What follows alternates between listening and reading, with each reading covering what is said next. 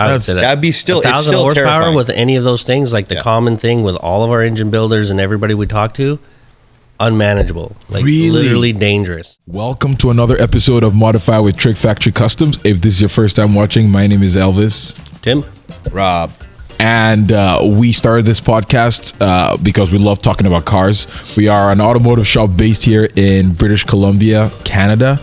And on this episode, we are going to be discussing, do you need more power as they play with the Viper engine? Yeah. Do you need more? Yeah. More power? Yes. Because Be more. I know. In today's world of YouTube, the tubes, it has become a staple to not have anything less than 1,000 horsepower. Doesn't everybody have 1,000? Yeah, I know. Yeah, everybody it's at least gotta be knows super somebody common. that has 1,000. Everybody's got a buddy. Exactly. And so we're going to be discussing that today. I think it is going to be a lot of fun. So before we get started, though, how has the week been for you guys? Glorious. Oof. Yes. I don't agree. No. No, it's been a good It's week. good, Elvis. but it started out challenging, but it's been good. So, Rob, Got why lots has of the stuff week done. been for you? Or why has the week been glorious? What's been your highlight? Highlight. Wow. Well, I've been working on the Skylark still, right? So it keeps going and going and going. I did a bunch of exhaust work on it. We got a huge shipment of vibrant parts. So I made a bunch of progress on that. It's solidified the exhaust tip situation for the Skylark is going to be coming out the back of the quarter panels right behind the rear wheels. So we got that all locked down, and now I'm working on flushing in the front windshield on it. Oh, and yeah. being a convertible, there's a whole bunch of extra challenges associated to that, like the inside A-pillar, outside. It used to have these nice stainless caps and everything on all that. We're doing away with all that. We're going to make it all in carbon. So we're starting the process of that, and it's exciting. It's a hugely monumental amount of work. A lot of thought goes into this kind of stuff. It's a major expense too. Very labor intensive. Very labor intensive, but it's awesome. It's going to look so sick. So I'm pretty pumped on that right now, and that's been kind of like the core of what my week is. It's been good. Nice. Yeah. What about you? Me, I've just been jumping all over the place, doing Viper things, chasing parts, finishing little projects up, trying to get little things done because, as you know, our new guy had some personal things happen. Sad. So he got some things started that I was hoping to get finished that I ended up having to finish. So, yeah. It was a challenging week. Yeah, that was unfortunate. Yeah. Yeah. He was a good dude. You know, I hope everything in his life works out, and we get to see him again because Maybe he'll be back. Maybe. I don't know. felt like we kind of all gelled pretty nice. I know, It was- yeah. You know, we have a pretty small team, and it's nice. You kind of we put a lot of value in that, right? Mm-hmm. So hopefully it gets it sorted and he comes back. But, yeah. Yeah, we'll see. Other than Awesome. that, just regrouping and trying to make a new plan and carry on. Yeah. Sweet. You've been working on a Viper. Yep. Yeah. Putting Viper a things. full exhaust system in the Viper. Headers. We took the intake manifold off of that, and it got Cerakoted. A bunch of cool things happening to that. Yeah. It's a returning customer, so He's been chipping away at it. So that's kind of why I chose the Viper for this morning's I centerpiece, see. because it's just dope. Yeah, I love But it's not a Vipers. great car. No? But it's just sick though. I've not driven one yet, but I just love how they sound and how they look. yeah, they sound and look amazing, but not a great They're not car. great cars. Yeah, not a great car. No, I love like looking at the car, like the side panels, like the sill panels down the rockers, Yeah. how they fold around the exhaust with the side dump, and it's just, and then the under tray arrow and everything that they put into it. It's actually a pretty sick car. It's a cool car. It's kind of unfortunate with like when it was made. It was kind of like the Quality standard was not- from that manufacturer was Yeah. really not that great. Yeah. And so there's lots of things that just kind of suffer. but if you want a raw car, It's It it. doesn't That's get the one much for more you. raw than that. Yeah. yeah. V10. Oh, I think we're just spoiled and when everything is just so refined now that Yeah. you just don't anticipate little creaks and groans and rattles. And by that time anyways, I think it's 2009, like we're well into like really refined cars. Yeah. So that I gotta say, that though, thing's like- almost like kind of hot rod ish. You know what I mean? Just cobble it And together. I kind of like that. Like, I really, really want one. Yeah, Me too. Every time I see one, I was like, man, I want one Regardless those. of its failings, I still really want one. Yeah, if you want that visceral car experience where you're in control, that's the one because it wants to kill you every time you Yeah. drive it. So I want to get maybe the Gen 1 or the Gen 5. Like Oh, the the Gen- original. the original with one all is the the terribleness. worst one, man. No door handle. that was like one of those meet your hero things. I went to a shop and they had it tore apart because it had been in like a minor accident. And dude, the was chassis bad. under it looked like it was like a utility trailer. Like, Oh, yeah. Box tubing. yeah, it was box tubing. It was so bad. I feel like even the like Well, wasn't Lamborghini early a part Lambos, of, Yeah, of the Lambos Dodge are the at same. that time?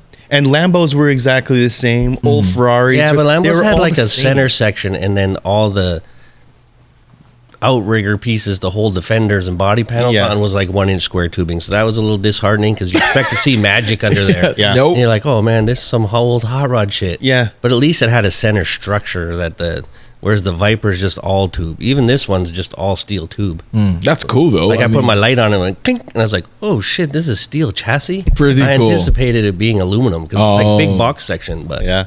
Yeah. so Wow. Yeah, it's a sick car. it's a sick car. It's a sick car. It's weak. It needs lots of refinement. But so he's not there's- going to add twin turbos. I don't even know where you put those things.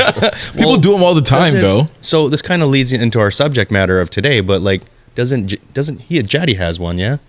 He has like Yeah, some he has a silly, crazy, silly Viper. 3,000 horsepower. Like, Yeah. something nuts. Yeah. Yeah, but you're gonna get the saw out for that. You're gonna be making some room. Yeah. So that is actually a good segue to the topic of today's discussion. So we're just going to dive right in. Do you need more power? You always need more power. It's just how much power is manageable. True. I can't, and it always comes back to like, you know, like the underlying core of what are you building your vehicle for, right? You know, Yeah. Jaddy's Viper has 3,000 plus horsepower, Oh my but he uses it for like the standing mile stuff or Yeah. something, doesn't he? Oh, Yeah. that's so cool. So it kind of makes sense in that respect, right? Yeah, but you're not driving that to the grocery store. Definitely not. You might try But, it like, one time. No. But like he's got a lot of cars that are like crazy power, and he's in pursuit of more always. Yeah, but there's a lot of other levels to just making power. Oh, of course. So what he's always chasing is like transmissions and differentials and all these type of things that are also crazy expensive. Yeah. So it's not just a matter of making 1,000 1,000 horsepower horsepower. because now you're spilling Everything has to be able to handle it. everything. So Yeah. it just snowballs and gets wild so fast. Well- like we know a couple of GTR standing mile guys, and it's like they're putting $35,000 transmissions in twice a year. Yeah. So yeah, they build the power and they build it reliably, but then everything else is broken. Yeah, I think that's a lot of the snowball effect of in the pursuit of more power, right? It's really easy to get a lot of power out of the modern motors nowadays. It seems Yeah, it's crazy. like Yeah. it's absurd. If it wasn't for modern electronics being able to manage all that, Well, that's the It key would- to the whole thing. I would say 550 horsepower is probably the top end of where you want to be without electronics. Really? oh If you yeah, want it to like be you're talking drivable. like no traction control, No traction control, no none torque of that. management, none of Yeah, that none stuff. of that. Street car, I would That's- say that. that'd be still it's 1,000 still horsepower terrifying. with any of those things, like the Yeah. common thing with all of our engine builders and everybody we talk to, unmanageable. Like Really? literally dangerous. Because you need like EC, pretty much an ECU. Is it built into the ECU, like all those nannies, or is it Well, like you can a get separate you can system? get add-on systems. Okay. Like standalone traction control systems, but a lot of the new higher end ECUs will have that built into it. And then you got like boosted gear and all these other things that help make it more manageable and smoother, so it's not just coming on and blowing the tires off. So there's a lot of different levels to it, but So- I think you need traction control. So, what is the most powerful car you guys have driven? And did it have any of that stuff? And did you crash it? No, about 700 horsepower. I think is the most I've ever experienced. And that was Okay. the Charger. Yeah, and that's no traction control. no Like what type of complete- charger? It was 68 Charger, What did it have? What engine? It started out as a 440 Magnum. It was board stroked, fully built. I think it was about 496. Yeah, fully something like that. Woo. Just a nasty NA big block. NA big block engine. So it's like a light switch. It sounded like old school NASCAR stuff. It was cool. awesome. It was awesome. And it had, pretty modern wheel fitment, Michelin Pilot Sports on it, like really sticky boy tires, 335s on the back. Yeah, it didn't stand a chance at all. And it was like we were driving it on the friggin' highway, and we're just pacing. It's like here the speed's like we're doing about $120 kilometers an hour, and you just put it to the floor. In Mexico. Well, I mean that's close to the speed limit. You're just pacing traffic. But like you lay into it with that car at that power level with no aids, and it lit the tires up on the highway. Oh my gosh. Which is scary. With at 120? Yeah. That's crazy. So I mean that was that was one of those cars. I would have to say that's pushing But it was a super fun car. Yeah.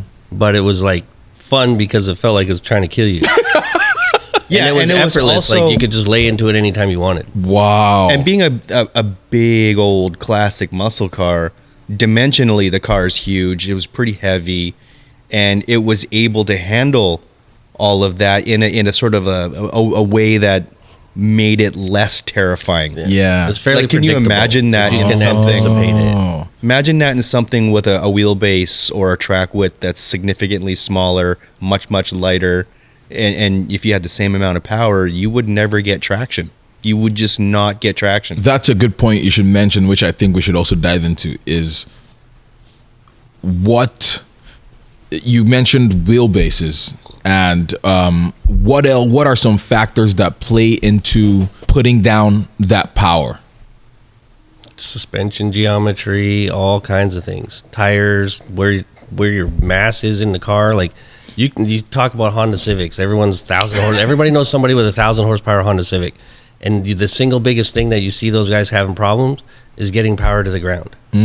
So until they actually, and then you'll see the evolution. They're pretty much all-wheel drive now. Oh, just to get them to try to hook and be able to put the power to the ground and make those crazy passes. Yeah, you're not putting 1,000 horsepower in a front-wheel drive Civic only and pulling passes like that. Well, you would think because it's front wheel drive, all the engine is in the front, so it should have traction. They're putting weight transfer. I didn't think about to that. The back of the car. So they have like a lift system. Like if you're talking like drag racing style, like they have a lift system that lifts the back up to keep the weight transfer on the front when they're launching, right? Yeah. Like I don't know that much. I'm not an authority on the subject. But front wheel drive cars, but you see the way they're set up, and it's like the hardest part is for them to actually put the power to the ground. Yeah. So yeah, that the all-wheel drive systems and stuff that are being made for those cars. That's the only thing that makes them manageable. Awesome. The all-wheel drives. Yeah, because you watch these guys with the Lambos, and it's like. They're getting crazy numbers, 1,700 horsepower, all this type of stuff. And they can actually put it down, too. Yeah, and they're all-wheel drive cars. And then you see... my mind. Just, destroying cars that are like, 100 times more expensive. Yeah, but they won't build a two-wheel drive one. They're like, it's useless. Because over like 1,000 horsepower, they're like, you can't put it down. You can't do anything with this thing. It's just dangerous. Yeah. So you can do like a rear drive conversion on, like, say, a Honda Civic as the example. Again, if you did that... it's able to transfer the weight to the back tires and get a little bit more traction. But it's still, you're talking like the limitation in wheelbase. It's so short. It's such a small car that it'd be twitchy as heck, right? So all-wheel drive is the answer for that. So how does wheelbase play into the power, putting down power? I don't really... Well, you look at a standard drag car, look at the length of the wheelbase for them able to put that power to the ground. So anything over 1,000 horsepower and something short wheelbase you just can't do it.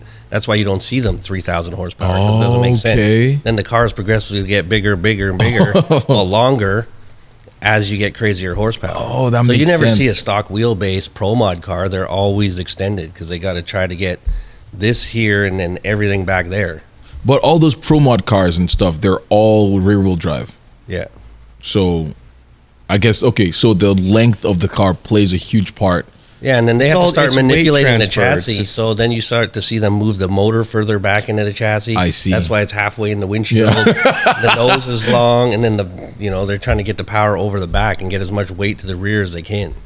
Yeah, I think it just comes down to weight transfer and sort of like the dynamics of that, you know. But that's not a street car. Like, that's completely different Yeah, science. Like, it's- completely different. You're not trying to turn corners with No, just going a like, straight that's- line. Yeah, that's ridiculous. And sorry. So drag racing is like one version of motorsports where, you know, more power is better. But that's the reality of it, is like you'll see more commonly now. Like when we were young, they're trying to make more and more and more power. Whereas now you'll see they're trying to take power out of the cars, because making power is easy with all these new platforms. Yeah. And taking power out to make the cars faster because they got to get it to the ground. So then you'll see they're like, oh, we got to take some power out because it's not hooking up. Oh, okay. So then that is a really, like, if these guys are doing that and you're looking at the power numbers that they're doing, it's like you start to work it backwards, and then what is streetable. So if they can't even put it down on a prepped surface, why do you think you need it for the street? Yeah. Like, it doesn't make sense. Like, we all want 1,500 horsepower, but a lot of these drag cars that are pulling, like, you know, these crazy numbers, you'll never be able to recreate that on the street. Never.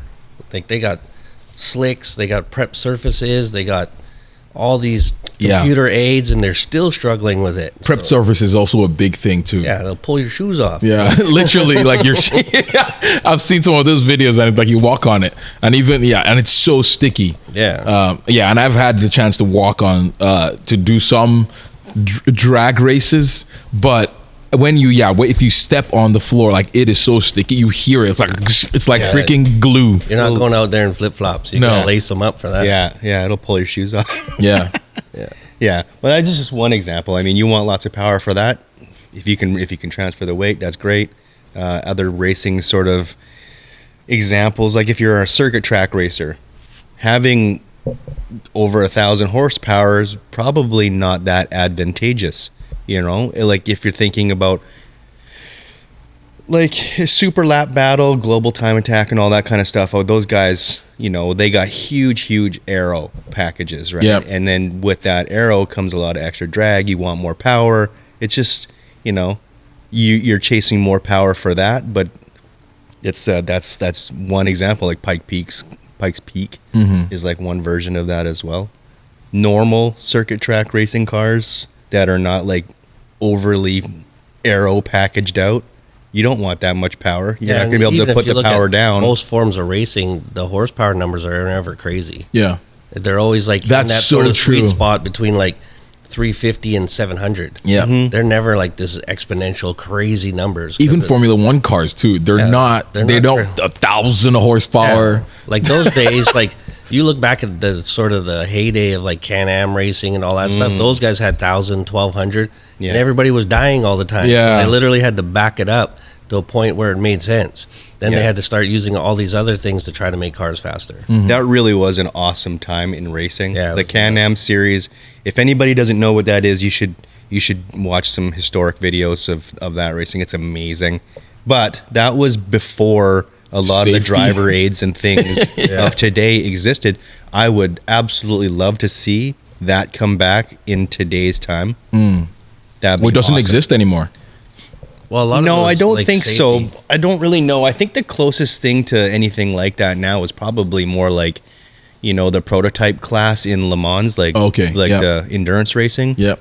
because they kind of are allowed to do almost anything they want, but then they're also not building cars or engines that are 1,000+ horsepower, because you're talking reliability. It's a completely different thing. Like And the whole balance of like, you want crazy power, but it comes at the cost of reliability and functionality. So, I mean, this is the whole thing.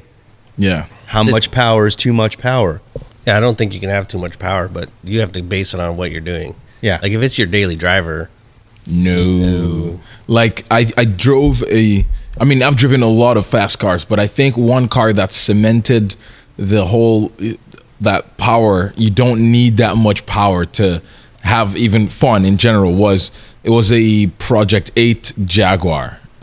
It's like limited to what, I don't know how many cars, 200 or 300 in the world that they made, and they put a 650 horsepower supercharged V8 in them, and with some aero stuff, and and all-wheel drive, and so it is so fast. It is one of the cars that I've driven that's the fastest, that puts the power down, because like there's like McLarens, all of that stuff, but they don't, like, from driving them, they don't put the power down as well, because they all have rear wheel drive. McLaren does do a good job, but all wheel drive 650, and I was like, why would anyone need more power than this? Yeah, like, that's blindingly fast when it hooks up. Gosh. It's a completely different situation. Yeah, it's just like, and it always hooked up too. So I think that cemented it. But also, like, if you drive all these high horsepower cars, like we've been saying, is if they don't have modern traction management systems, it's almost a death trap. It is. It is all like it is. I know I've had one near miss or two, like reviewing a car or two that had so much power and not that a guy built in a shed. And he was like, "Oh, here you go, 800 horsepower." I was like, "Oh, that sounds like fun." Sweet. But once you lay into it, and it's like you almost start to feel something in your butt, like you're like, "Oh, you probably just turned the seat brown," because you bring a spare set of underwear. Well, you see it lots where it's like then they just back right out of it, and that's when shit goes sideways. Yep, because that weight transfer again, because it's so important. Many of us think we can drive now because we got all these aids and we can manipulate this power, but then you get into something without any aids, and then it just goes sideways. Yep. I think that's the Viper curse, the Corvette and the Viper curse. Yes, snap oversteer. Yeah, and then wham, and you're like, what happened to that guy?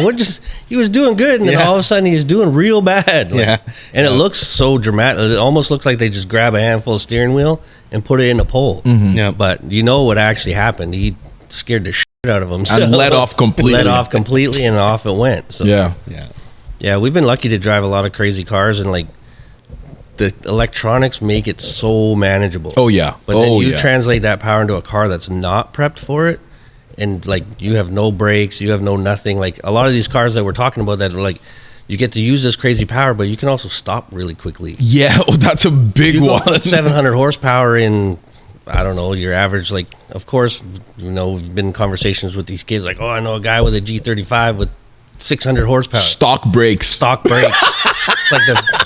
you want, like, I think I got a message from somebody this morning asking for money because their buddy had bald tires and flipped their car 14 times. Gosh. Same thing. And it's like, sure, you can build all this power, but you got to build a balanced car. Mm-hmm. And then that's a lot of reason why all these things are so terrible and broken all the time, because they just, Yeah, I think so many people get so out of balance. That horsepower number. Yeah, and chasing the numbers and not building the chassis. But then you just realize those cars are miserable to drive. Yeah. They don't stop. They don't handle good. They're not good. Mm-hmm. So... And even in modern cars too, like, have you ever tried to turn off, like, something like a Hellcat, like, just even with traction control on, it's a disaster, but turning off traction control, or even in a modern Porsche, like a 992 or anything that they have about almost 500 horsepower, not quite, they're just an base model Carrera. Turn off traction control and floor it and see what happens. Like, there are still some nannies, they're even behind the scenes still saving you. Yeah. But I think a good thing for people to see is just turn off traction control or turn off stability control. Find a parking lot and see what happens. Let her eat. I had that experience in the Gallardo Superleggera. Oh yeah. Turned it off because I'd been driving it for a couple hours and then turned it off. Thought I got this. No. Let me see what's up. And I was like hanging a left, and I ended up like across 4 lanes, sideways, just like blowing the tires off of this thing. And I was like, okay, maybe I'm not as good as I thought I was. Yeah.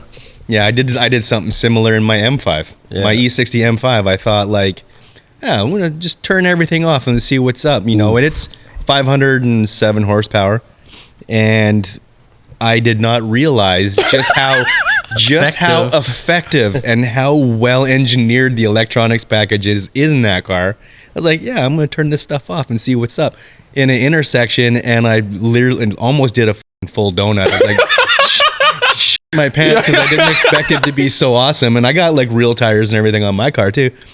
And I was like, nah, I'm going to put it back on M Sport. Yeah.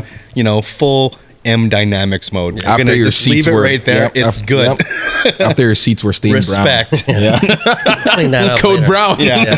Straight to the store. Buy some new ones. Awesome. What is the maximum horsepower that you would say is a safe bet for anyone that wants to have a fun car that they can daily without any nannies? I'm thinking somewhere around 400, 450. 400? Anytime we build customer cars, I think we keep it around that 450 Okay. Yeah. because it's reliable.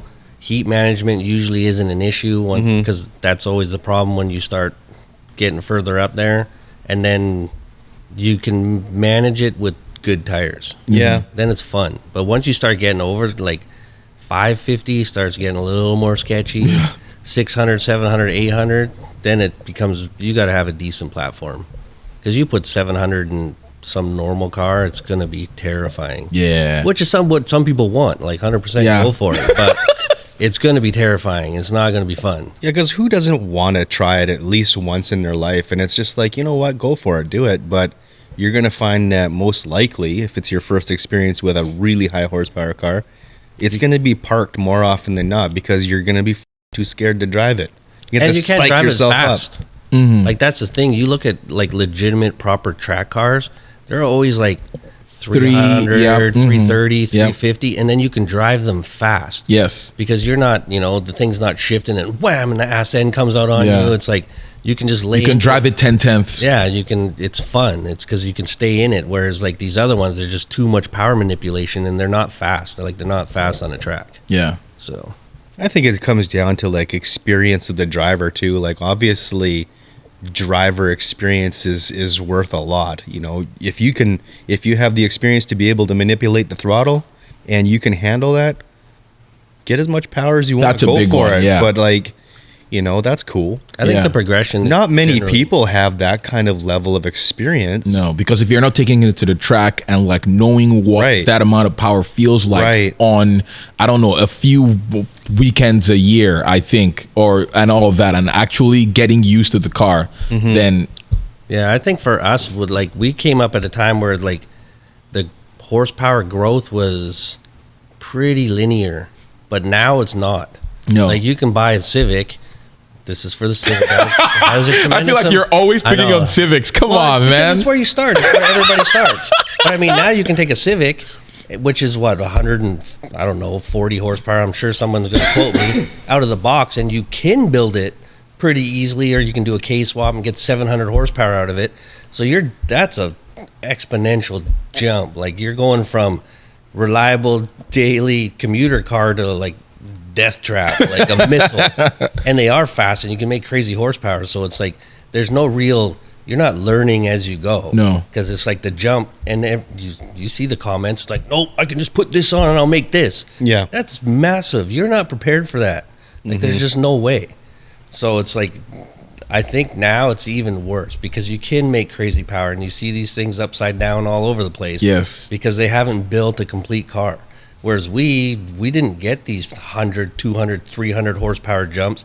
It was like, you're putting a cold air intake on. I got 15 horsepower. I got 20 horsepower from this. Yeah. So it was like this really linear. Exhaust, add more power. And then you were able to see and feel the little Yes, the subtle differences. and where improvements needed to be made. Whereas now you can just jump to the end and build yourself this crazy death trap. But yeah. So I think it's there needs to be a little more experience between.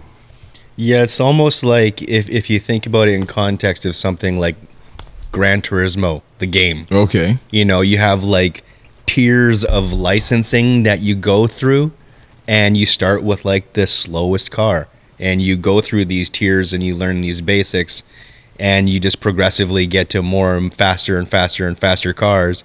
And yeah, you can That's a learn how to perfect example. drive. Because I can rip In a on way. there in some of these lower cars, and then you jump into some car that somebody else has unlocked, and it's just Cool. like rip. Yeah, and you're going straight to the You wall. can't even drive it Yeah. in Gran Turismo. Never Yeah. mind it in real life. Yeah. But So if that's you a- played the game and gone through all the tiers, you progressively get better and better and better. Yeah. Whereas now you So can nowadays jump you to the just end. you take your factory car that's so capable already, and then you throw a Turbski kit on it, and in a weekend you have double the horsepower, the same chassis that it came with from the factory. You're gonna And discover it's all gonna its weak be- points fast. Yeah. Absolutely scary. It's going to be terrifyingly awesome and fun, I'm sure. If you do it in a safe enough manner, that's cool. And if you're But, smart, like- you're gonna I need more brakes. Yeah. I need more Yeah, tire. supporting. Instead of, I'm gonna put another 150 in this thing. So I absolutely think that everybody should shoot for more. Just shoot for more, but Yeah, it's like Formula drivers, Formula car drivers in general. They don't start in Formula One. Formula One is like the top. Yeah. Like you have to go start with in a lesser cars. go-kart. Yeah, go Then you karts learn and then vehicle the dynamics, formulas and then you move up into yeah, all the 4, levels. 3, 2.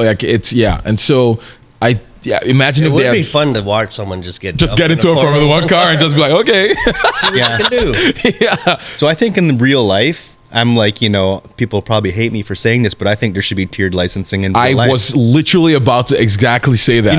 If you say, okay, I want to buy a new Viper. I want a new Viper, but this is your first car ever. You should be like, okay, well, you're going to have to go through multiple stages of licensing Yep. and driver experience training. I Yep. think is a really good idea, man. These cars are awesome. It's kind and of a common just respect sentiment these now. cars.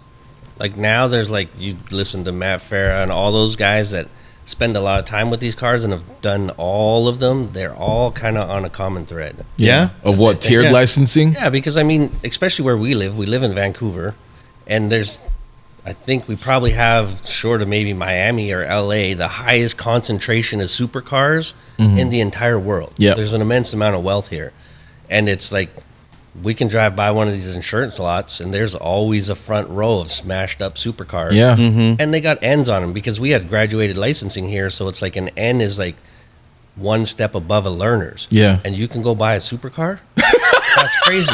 So 18-year-old me would be like, that's bullshit. I should be able to buy whatever I want. But now I'm like, no, I don't think you should. No. Because you're not smart. I was not smart then. No. You put me in a Lamborghini, When I was younger, I would Yeah, I be might dead not by be now, here right honestly. now. Yeah. I'll be having this conversation. Yeah. So I agree with it too. I think there should be tiered licensing for this stuff. Yeah, people Yeah. are probably going to hate on the whole idea. Yeah. And Thinking it's some sort of thing against the man. I mean, but- there's a lot of new manufacturers now that are actually including driving courses with their cars. yeah, but it's Yeah. an option. It's option. not It's like not you have mandated, to. But I think you should take it. But if they mandate it, they're probably not going to sell any cars.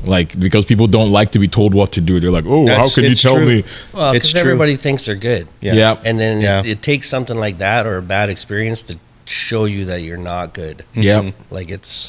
We've all scared ourselves, and those are learning experiences. Oh, but yeah. But some having people one of might those not be that learning lucky. experiences Yeah. at 180 kilometers an hour, she's might be the last one you have.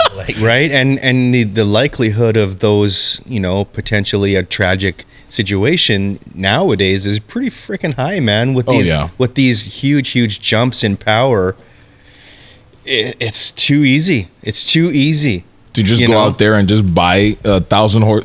Anyone literally could You could have take a any kind of- let's just- 120-year lease. Yeah. Or Get a Hellcat, and away you go.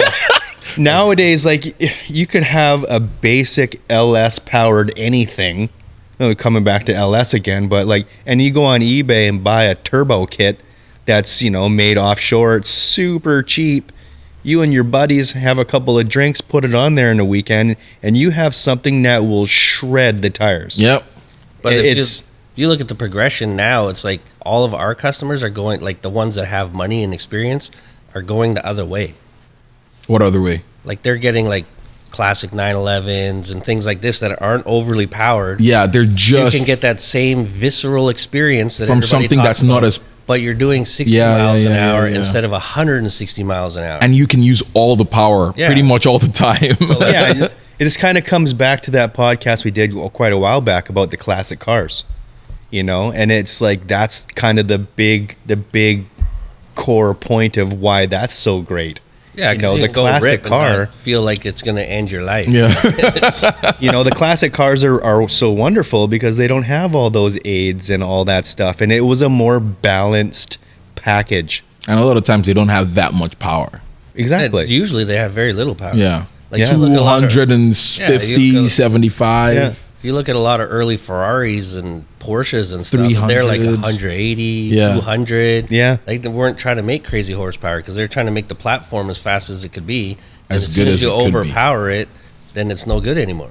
Yeah, it's kind of funny. Like when you look at the spec sheets of stuff like that, now Yeah. you're like, what? It'll hurt your feelings. Like for real?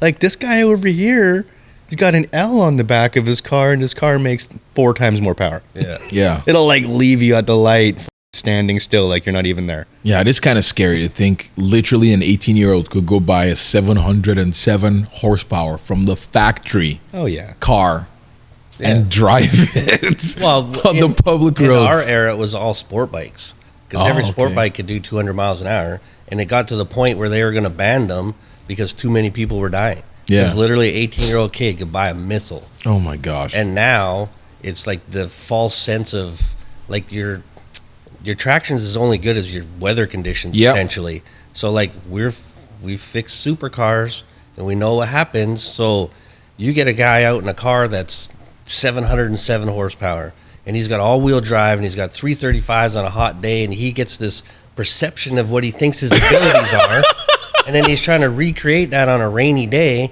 and what happens? It's Hey, no. It's we're fixing it. Yeah. So it's like they don't have that lead up to it because they've started at such a high tier with so many aids and so capable of vehicles. All it takes is one rainy day and it's Yeah. in pieces. Even if you're an experienced driver, because I keep going back to Formula One, but you look at the way, even in the rain, like they struggle with power. You see them not pushing it 100% whenever it's raining because you will crash. And they have every possible advantage. Everything. Like the amount of downforce those cars create is More than insane. the weight of the car. Yeah, it's like literally insane, and still they can't do it. Yeah.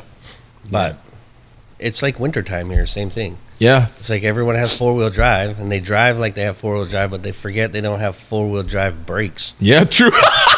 So they can accelerate That's a good reference, actually. They can pull off the line like it's a sunny day, but Yeah. when it comes time to stop, that's when shit goes sideways. But that's all learning curve. Like the rest, we've had enough time and experience where some of this stuff is, they just jump to the end and chaos. Yeah. Yeah. Yeah, I think a lot of people should do a lot of research and stuff, even on like tire technology. Tires are the Tire big- technology. Oh, yeah. Tire That's one of the most technology important things. is an unbelievably fascinating subject. If you want to nerd out a little bit and understand and like I'd say- appreciate how your car actually it's the performs, biggest thing you can do. if you Like, that if you should be your did that, number if you one boss. understood how rubber reacts to temperature, moisture, and all of that weight and all the dynamics of how cars operate, Yeah. that's say- I a would- fascinating subject to deep dive on. I would say that's the single biggest thing that we see in the difference between our more experienced customers and kids.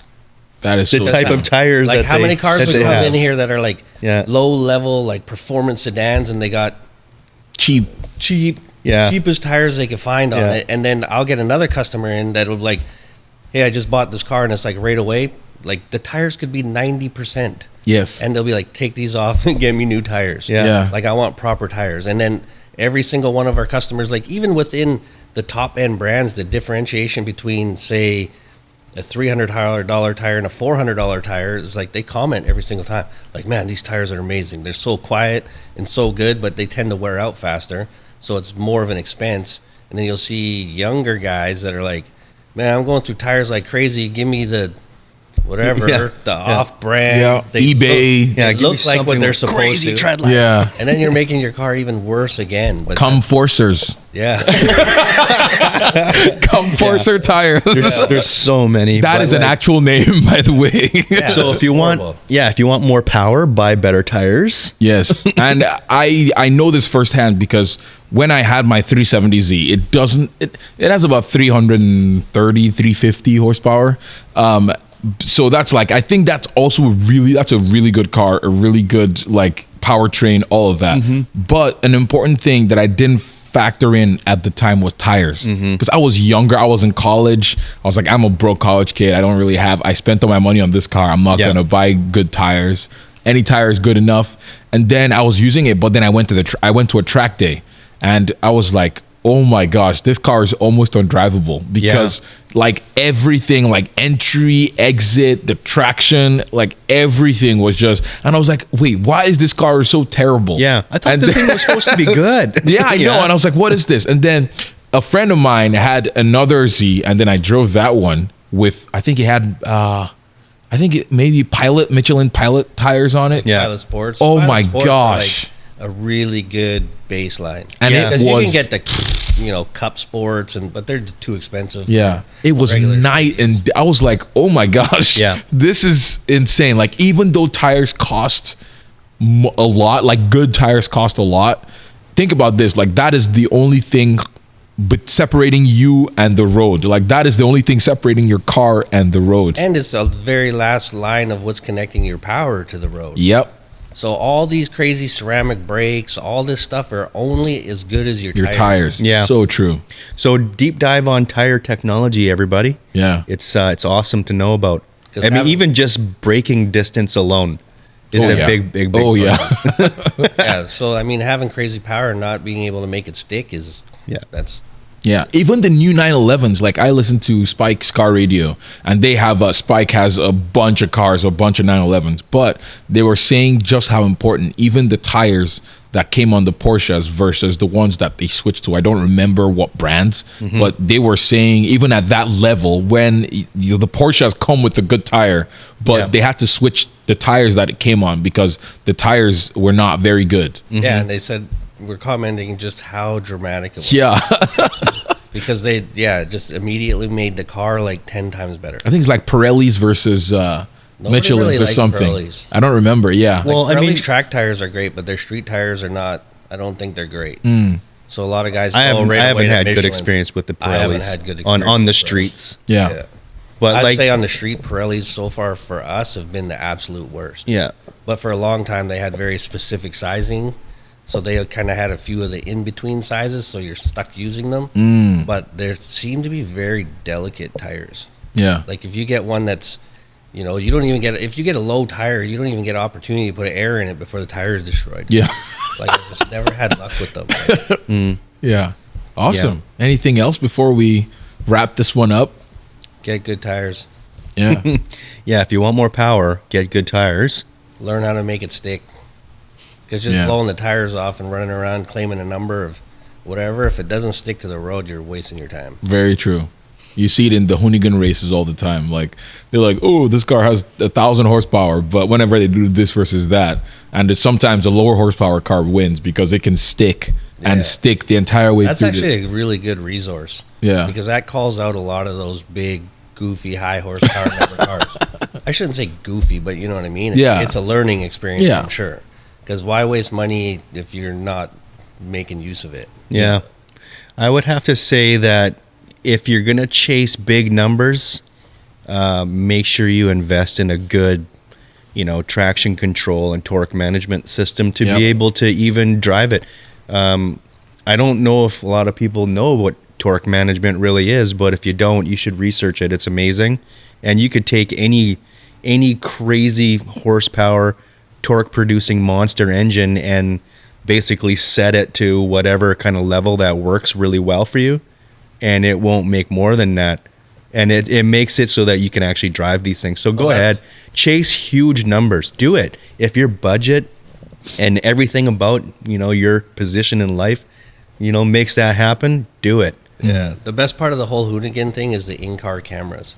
Oh, yeah. They'll put up like some guy will have some crazy like 1,200 horsepower thing, and then they'll put it up against like an R6 Avant. Yeah. And the guy in the truck just like, whoa. Yeah, The guy in the R6 is like, he's just chilling. Yeah. Just looking. sipping a coffee, one It's hand just like, driving. Yeah. With checking his AC. checking his text messages. The other guy's just like terrified. He's like, whoa. Yeah. Torque management systems, man. No, and Management right there. that and chassis. Yeah. There's a big difference He just there. holds Chassis it to the floor and suspension. away he goes. Yeah. Oh man, you see, Yeah. you got to he's- have a balanced package. Yeah. And then you see if the you other want to guy win. pre-staging, and it's just bouncing off the red liner and Yeah. all the way left, and it's so awesome. Why are you going left? It's a straight line. Awesome. Yeah. So we will see you guys next week. Thank you guys for watching. If you like this video /podcast, give it a thumbs up, give it 5-star rating, and we will see you guys next week. Bye.